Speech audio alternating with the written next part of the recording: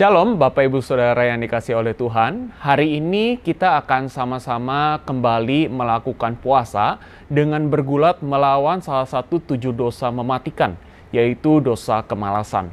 Dan menurut seorang hamba Tuhan yang bernama John Piper, orang yang dikuasai dengan dosa kemalasan adalah orang yang akan melihat segala sesuatu yang dia kerjakan itu sebagai beban yang harus dihindari.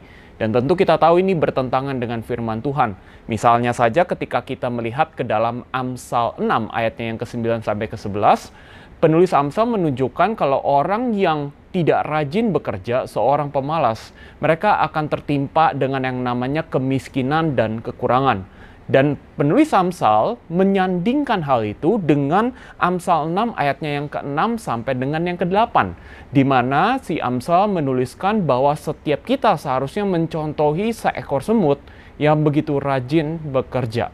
Tapi Bapak Ibu Saudara, kita juga perlu tahu bahwa dosa kemalasan itu tidak selalu diwujudkan dalam bentuk kita tidak rajin bekerja.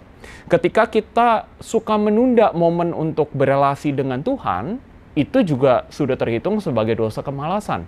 Ketika kita tidak mengerjakan pekerjaan kita dengan baik, kita tidak mengembangkan setiap kemampuan yang sudah Tuhan berikan ke dalam hidup kita, itu pun sudah terhitung sebagai dosa kemalasan. Ketika kita bekerja dengan satu mindset bare minimum, yang artinya kita mengerjakan segala sesuatu itu dengan usaha yang minim, itu juga sudah terhitung sebagai dosa kemalasan. Ketika kita terjebak di dalam zona nyaman dan kita memilih untuk kita tidak mau keluar dari zona nyaman itu pun juga sudah terhitung sebagai dosa kemalasan. Karena itu Bapak Ibu Saudara, penting bagi kita untuk mengawali puasa ini dengan datang kepada Tuhan, kita berdoa kepada Tuhan, kita memohon anugerah Tuhan, kita memohon kiranya Tuhan memberikan kekuatan kepada kita agar kita juga bisa melawan godaan-godaan untuk terjatuh ke dalam dosa kemalasan.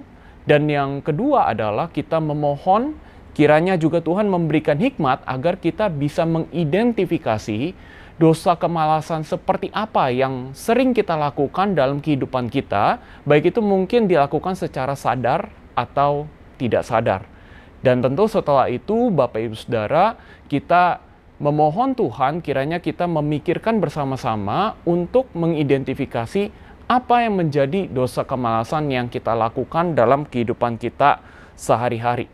Dan setelah kita berhasil mengidentifikasi itu semua, maka langkah berikutnya yang harusnya kita lakukan adalah kita merenungkan bersama-sama Amsal 6 ayatnya yang ke-6 sampai dengan yang ke-11.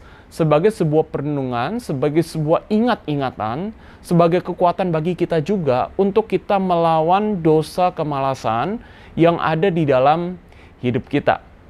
Tapi kalau pada akhirnya kita terjatuh ke dalam dosa kemalasan, kita tidak perlu khawatir karena yang seharusnya kita lakukan bukannya berhenti melawan dosa kemalasan itu, tapi kita bangkit lagi, kita bertobat kepada Tuhan, dan kita mohon kiranya Tuhan memberikan kekuatan kepada setiap kita.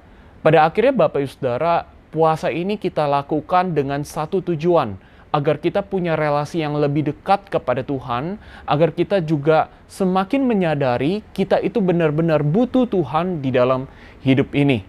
Maka Bapak Ibu Saudara, izinkan saya untuk berdoa bagi Bapak Ibu Saudara, untuk kita boleh sama-sama melakukan puasa daripada dosa kemalasan ini. Kita berdoa.